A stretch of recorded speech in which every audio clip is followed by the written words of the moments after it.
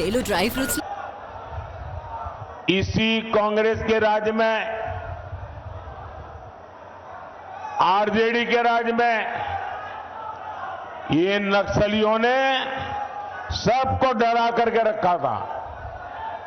मोदी डरता नहीं। आज नक्सलियों की सफाई पुरजोश चल रही है। साथियों, यही इंडी वाले एक और धमकी देते थे। ये कहते थे कि बड़े भ्रष्टाचारियों पर हाथ डालो तो मोदी की कुर्सी हिला देंगे। मोदी डरता नहीं है। जिसने चोरी की है, जिसने गरीब को लूटा है, और कितना ही बड़ा शहंशाह क्यों ना हो, कितना ही बड़ा शहजादा क्यों ना हो, कितना ही बड़ा अपने आप को तिस्मार का क्यों ना मानता हो, उसको जेल जाना पड़ेगा, जेल में जीना पड़ेगा। और जेल की रोटी चबा करके ही उसकी जिंदगी पूरी होने वाली है।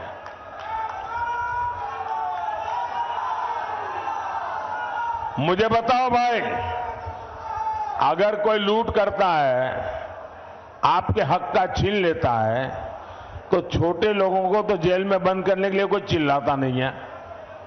बड़े जाने चाहिए, छोटे जाने चाहिए। आप मुझे कहेंगे वो मैं करूंगा। गुनाह किया है तो छोटा आदमी जेल जाना चाहिए कि सबसे बड़ा है वो जाना चाहिए? बड़ा हो जेल जाना चाहिए ना। तो मैं बड़ों को भेज रहा हूं तो अच्छा कर रहा हूं ना, सही कर रहा हूं ना।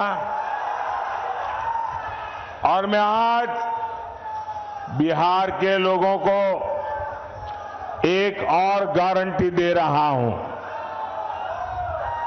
जिन्होंने बिहार के गरीबों को लूटकर नौकरी के बदले जमीन लिखवाई है, कान खोल के सुन लो, उनका भी जेल जाने का काउंटडाउन शुरू हो चुका है।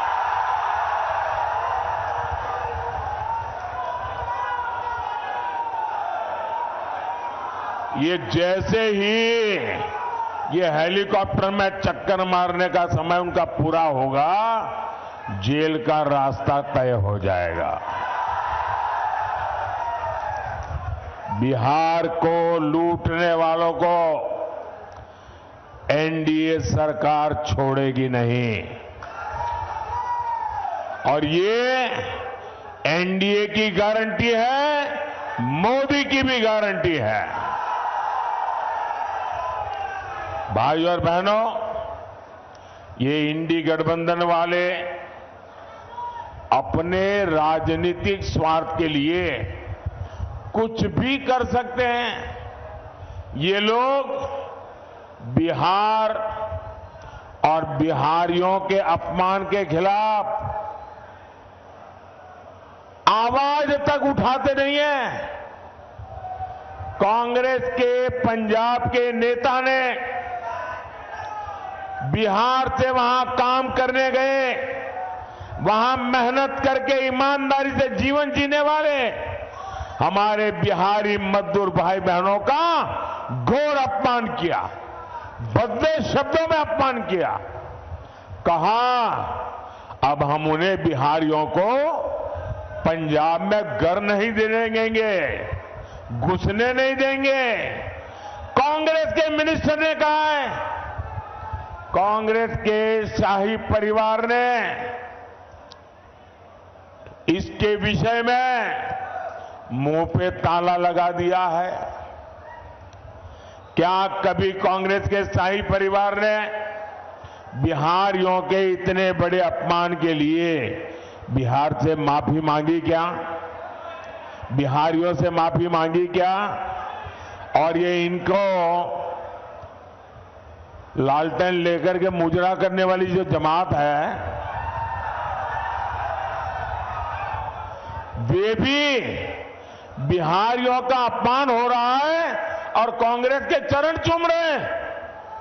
कांग्रेस के खिलाफ एक शब्द बोलने को तैयार नहीं है, कांग्रेस का जवाब मांगने को तैयार नहीं है। आरजेडी में हिम्मत नहीं कि बिहारियों के अपमान पर वो कांग्रेस को एक शब्द भी बोल पाए।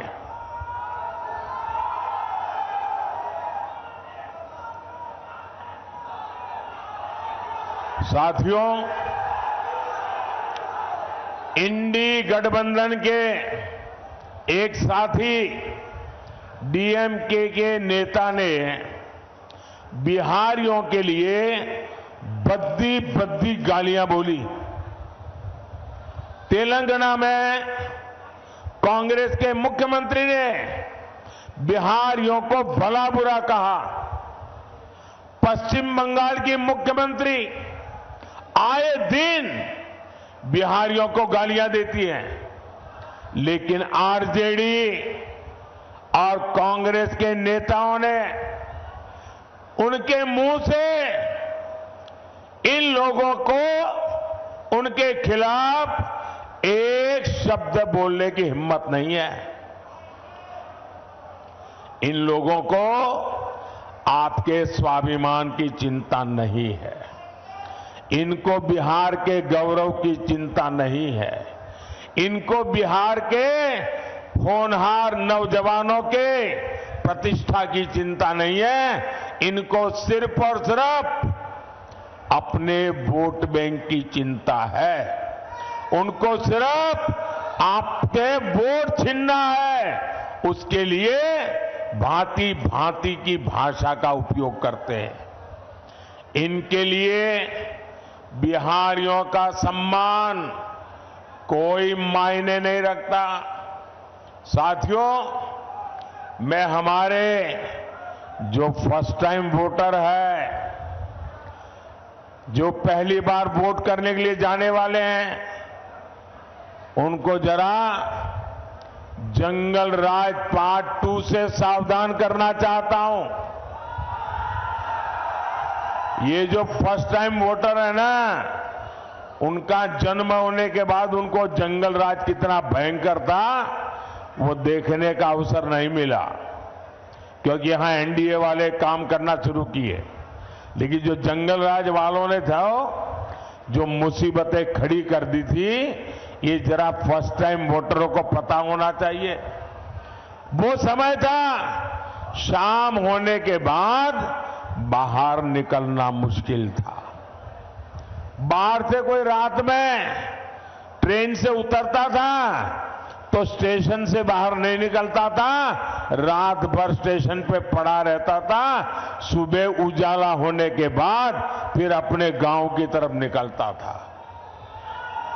अपहरण, डकैती, हत्या, ये बिहार का दुर्भाग्य बन गया था। नीतीश जी के नेतृत्व में एनडीए सरकार बिहार को जंगल राज से बाहर लेकर आई है। वो गुंडे, वो डकैत, वो लुटेरे अभी छिपे हुए हैं, चुप होकर के बैठे हुए हैं, मौके की तलाश में है। अगर गलती से भी ये इंडी वाले जरा भी मजबूत होते दिखेंगे भी, तो फिर उनका दाना पानी मिलेगा और ये मिलकर के फिर से आपका भविष्य तबाह कर देंगे। नौजवानों, आपकी जिंदगी तबाह कर देंगे और फिर कभी भी आप उभर करके बाहर नहीं आ पाएंगे। भाइयों और बहनों, ये हमारा बिहार सामाजिक न्याय की प्रणेता भूमि है और मुझे गर्व है कि अगर किसी ने सामाजिक न्याय की रक्षा की है तो वो बीजेपी और एनडीए ने की है। बीते 10 साल में देश ने एनडीए को 2 बार प्रचंड जनादेश दिया। हमने पहली टर्म में एक दलित के बेटे को, जो कभी बिहार के गवर्नर हुआ करते थे, उनको देश का राष्ट्रपति बनाया। दलित को देश का राष्ट्रपति बनाया। जब हमें 2019 में दूसरी बार अवसर मिला तो हमारे देश की एक आदिवासी बेटी को देश का राष्ट्रपति बनाया। देश के सर्वोच्च संवैधानिक पद पर सुशोभित किया। राष्ट्रपति पद का गौरवपूर्ण काम उन्होंने शुरू किया। हमने पिछड़ा आयोग को संवैधानिक दर्जा दिया। कांग्रेस ने तीन दशक तक पिछड़ों की मांग को ठुकराया था, लेकिन मैं आप ही के बीच पैदा हुआ हूं। अति पिछड़ों को कैसी जिंदगी जीनी पड़ी है ना, वो मैंने भोगी है, और इसलिए मैंने आते ही आयोग बना दिया। पहले केंद्रीय विद्यालय, नवोदय विद्यालय और सैनिक स्कूलों में ओबीसी आरक्षण नहीं था। ये मोदी ने आकर के उसमें भी हमारे बच्चों के लिए मैंने आरक्षण पक्का किया।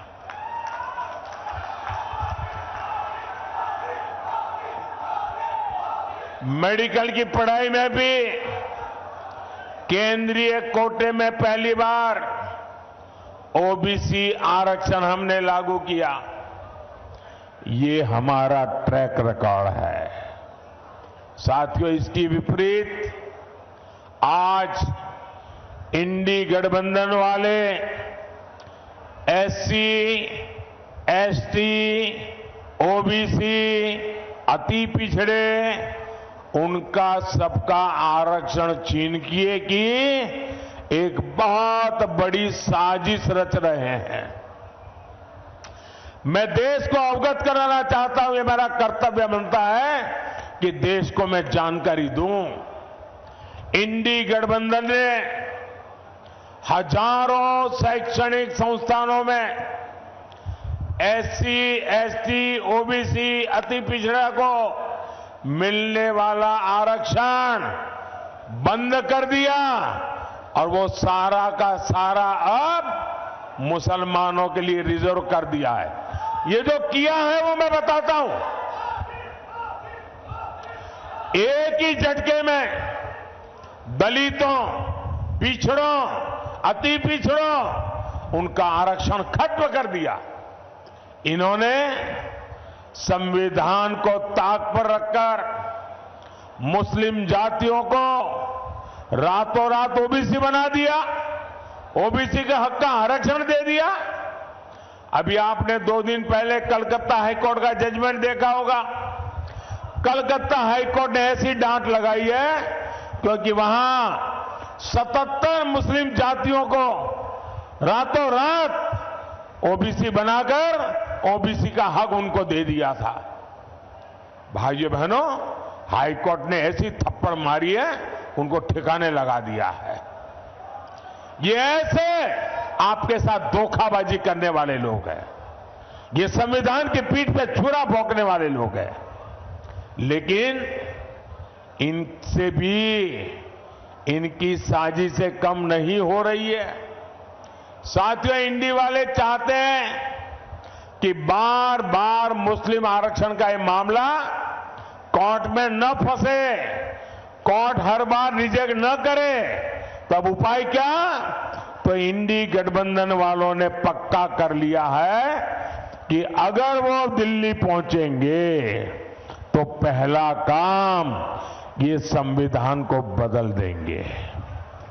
संविधान को बदल करके एससी, एसटी, ओबीसी का आरक्षण वो मुसलमानों को देने का संविधान में बदलाव करेंगे ताकि कोर्ट उनको परेशान न करे। ये खेल खेल रहे हैं। भाइयों बहनों, मैंने ठीक 1 महीने पहले इंडी वालों को चैलेंज किया था। देश के हर राज्य में जाकर के बोला हूं। मैंने उनको इतना ही कहा कि भाई अगर आप चुनाव में आए हो, जनता जनार्दन ही देश के मालिक है। जनता जनार्दन को लिख करके दो कि हम सत्ता में आएंगे तो हम संविधान में परिवर्तन नहीं करेंगे, हम सत्ता में आएंगे तो एससी, एसटी, ओबीसी का आरक्षण छीन नहीं लेंगे, हम सत्ता में आएंगे तो धर्म के आधार पर आरक्षण नहीं करेंगे, हम मुसलमानों को यहां से छीन कर उनको नहीं देंगे। लिख करके दो ना। मैंने कहा 1 महीना हुआ, 1 महीना लिखने की बात छोड़ो, बोलने की हिम्मत नहीं है उनकी। इसका मतलब पेट में पाप है। बिहार में मेरा यादव परिवार है, बिहार में मेरा कुर्मी परिवार है, बिहार में मेरा कुशवाहा परिवार है, बिहार में मेरा कलवार परिवार है, बिहार में मेरा तेली परिवार है, मेरा सूरी परिवार है, मेरा कानू परिवार है, मेरा निषाद परिवार है, मेरा पासवान परिवार है, मेरा रविदास परिवार है, मेरा मुसहर परिवार है। ऐसी हर जाति के सबसे बड़े दुश्मन अगर कोई है तो ये आरजेडी कांग्रेस वाले हैं। ये मुखौटा सामाजिक न्याय का लगाते हैं लेकिन तुष्टीकरण करते हैं, वोट बैंक की राजनीति के गुलाम हो चुके हैं और वोट बैंक वाले जैसे नचाए ये नाचते रहते हैं। और 24 के इस चुनाव में मोदी ने उनको बेनकाब कर दिया है, उनका मुखौटा मैंने नीचे उतार दिया है। साथियों, मोदी इनकी साजिशों का भी पर्दाफाश करेगा और विकास के लिए भी उतनी ही मेहनत करेगा। आने वाले 5 साल बिहार के विकास के लिए अभूतपूर्व रहने वाले हैं। ये जो डेडिकेटेड फ्रेट कॉरिडोर यहां से गुजर रहा है, यहां 4 लेन 6 लेन के हाईवे बन रहे हैं, इनसे कंस्ट्रक्शन से जुड़े हर सेक्टर में अब रोजगार बढ़े। आने वाले समय में यहां लॉजिस्टिक्स सेक्टर के लिए, भंडारण से जुड़े सेक्टर के लिए बहुत संभावना है। रोहतास हो, कैमूर हो, औरंगाबाद हो, इस पूरे क्षेत्र में कृषि आधारित उद्योगों और दूसरे उद्योगों के लिए नए अवसर बनेंगे। साथियों, ये क्षेत्र तो धान का कटोरा है, यहां आलू जैसी सब्जियां पैदा होती है। मोदी सरकार अनाज भंडारण में भी सहकारिता को बढ़ावा दे रही है। इसके तहत दुनिया की सबसे बड़ी भंडारण योजना पर काम शुरू हो चुका है। आने वाले 5 साल में सब्जियों के लिए कोल्ड स्टोरेज क्लस्टर भी हम बनाने जा रहे हैं। साथियों, यहां इतनी बड़ी संख्या में मेरी माताएं बहनें आई हुई हैं। उनका जीवन आसान बनाना गरीब के इस बेटे का संकल्प है। इसलिए मोदी ने मुफ्त अनाज और मुफ्त इलाज एक गारंटी दी है। अब तो मोदी माताओं बहनों को और भी गारंटी दे रहा है। पहली गारंटी, आने वाले सालों में 3 करोड़ बहनों को हम लखपति दीदी बनाएंगे। आने वाले दिनों में हर परिवार में जो बुजुर्ग है, 70 साल से ऊपर है, अगर वो बीमार है, इलाज की जरूरत है, तो उनके बेटे बेटी को इलाज का खर्चा नहीं करना पड़ेगा। ये दिल्ली में आपका बेटा इसका खर्चा करेगा। और एक काम मैं आपके लिए करना चाहता हूं, मैं आपका बिजली का बिल 0 करना चाहता हूं। और इसलिए हमने पीएम सूर्यघर मुफ्त बिजली योजना बनाई है।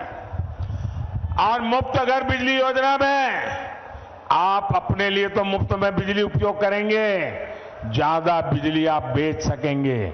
और इसके लिए सरकार सोलर पैनल लगाने के लिए 75,000 रुपये तक की आर्थिक मदद हर परिवार को करेगा। 75,000 रुपया। और जैसे आपको मोदी सरकार में पक्का घर, शौचालय, नल से जल, सस्ता सिलेंडर मिला, वैसे ही मोदी अपनी हर गारंटी पूरी करेगा। मैंने गैस का सिलेंडर देने की गारंटी पूरी की कि ना की? जरा जोर से बताइए ना। मैंने गैस का सिलेंडर देने की गारंटी पूरी करी कि ना की? करी ना? तो इस बार मुझे गैस के सिलेंडर पर वोट भी चाहिए। भाइयों और बहनों, ये एमपी बनाने का नहीं, ये पीएम बनाने का चुनाव है। ये देश में एक मजबूत सरकार बनाने का चुनाव है। इसलिए आप जब काराकाट से मेरे साथी उपेंद्र कुशवाहा जी को वोट डालेंगे तो वोट सीधा मुझे मिलेगा। सासाराम से शिवेश राम जी को दिया वोट सीधा मोदी को मिलेगा। आरा में आरके सिंह को दिया हुआ वोट सीधा मोदी को मिलेगा। आप घर घर जाकर मेरी ये बात पहुंचाइएगा और एक काम करिएगा। करेंगे? जरा जोर से बताइए, करेंगे? आप जाकर के हर घर में बताना